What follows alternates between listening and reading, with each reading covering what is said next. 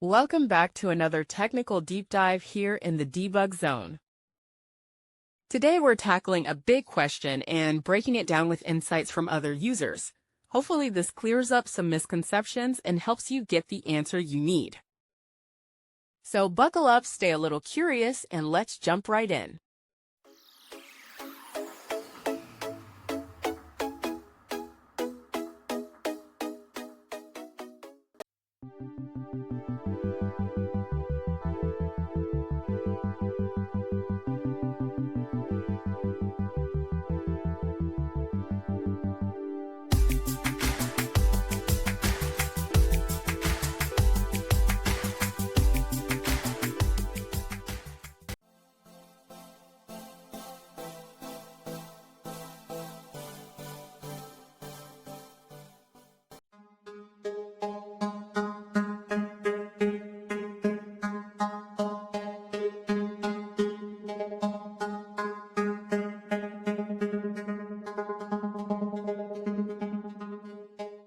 And that's a wrap.